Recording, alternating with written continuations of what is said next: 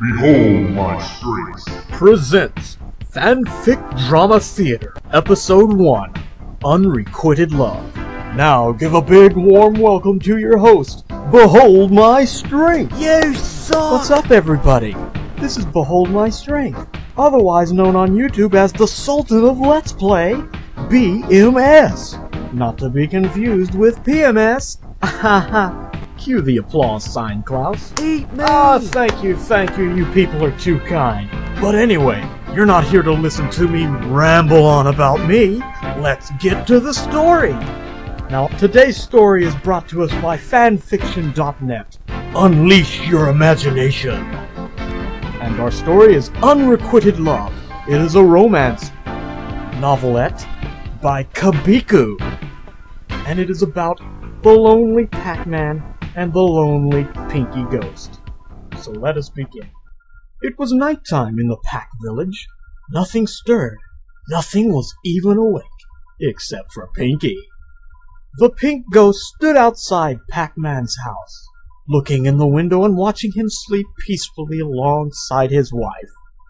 Pinky watched the small clock on the wall, waiting. At exactly 12 midnight, Pac let out a long, happy sigh, grinning in his sleep. Pinky smiled. He always did that at 12 o'clock for some reason. It was almost like clockwork. I bet I know his sleep habits even better than Mrs. Pac does, she thought. Pinky's mood began to turn sour. It could have happened. If I had just made my move, he could have been mine forever. But no, she had to butt in and steal him from me. The pink creature glared acidly into the sleeping Mrs. Pac. Pinky sighed. Then again, I'm pledged to my group. I'm supposed to kill any enemy Pacs. I'm his enemy. We can never be. He said so himself. Pinky remembered when she had told Pac-Man how she had felt. The hero had tried to break it to her as nicely as possible, but no matter how pretty the words were, it all broke down to the same thing. We could never be together. Pinky felt the indescribable, crushing pain tug at her heart once more. The female monster was aware of tears brimming in her eyes, but she choked them down. She had cried so many times that she had become exceptionally good at holding back her tears, no matter how bitter they were. Pinky! Whispered an unexpected voice. Pinky whipped around, utterly horrified. If it was Blinky, she was done for. He'd kill her on the spot. Pinky almost sighed with relief when she saw that it was not Blinky, but rather Orson, who stood before her. Orson was one of the 3 people who knew about her crutch. The other 2 were Inky, who was her best friend, and of course, Pac-Man himself. Pinky wasn't even sure why she had confided in Orson. He just seemed like the kind of person you could trust. Of course, this was still pretty uncomfortable. Orson gave Pinky a dubious look and asked, "What are you doing here?" When the pink ghost monster didn't answer, he let out an exasperated sigh. "You're spying on Pac-Man again, aren't you?" Pinky gulped and nodded. Orson sighed again. Wordlessly, he grabbed Pinky's arm and led her out of the Pac Village. They entered the dark and secluded Bedewing Woods. Finally, Pinky broke the silence. So, are we going back to the spectral realm? Orson looked at her for a long time. He told her, "Not yet. I want to have a word with you." The 2 ghosts continued to trail through the forest. Orson let go of Pinky's arm. Pinky studied Orson carefully and thought, "Wow, he's pretty good looking for a nerd." Orson began to scold Pinky. "Pinky, Pac-Man has a home to pay bills on, a village to look after, and a wife and a kid he has to take care of. Don't you think he has enough to worry about without a half-crazed fangirl chasing him around?" The female ghost snapped, I am not a half-grazed fangirl. And who are you to lecture me, Mr. I love Mrs. Pac-Man? Orson's face fell. Clearly, his feelings had been hurt. However, he quickly regained his composure.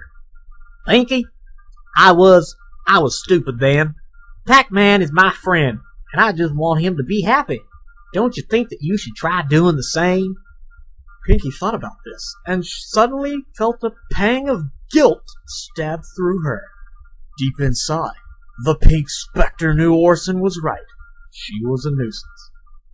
Orson could sense Pinky's discomfort, and quickly counteracted it by giving the conversation a more playful demeanor.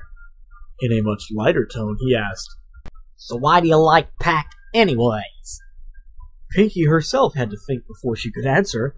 Well, he's really the only one that I can like. Besides you. She didn't say. Deep inside, she could feel the affection for Orson bubble inside of her.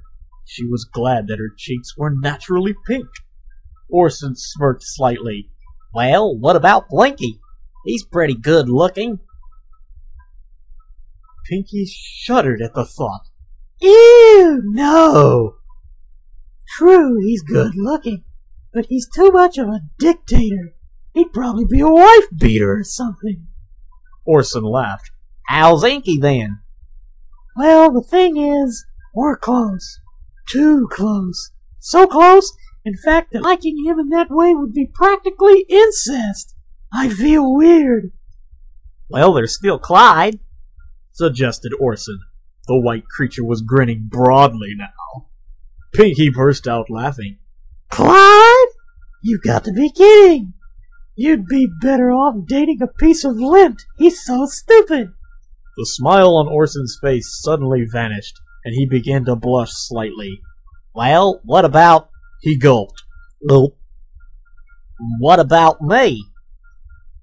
Pinky froze. She looked to Orson, trying to find out if he was joking or not. His face looked dead serious.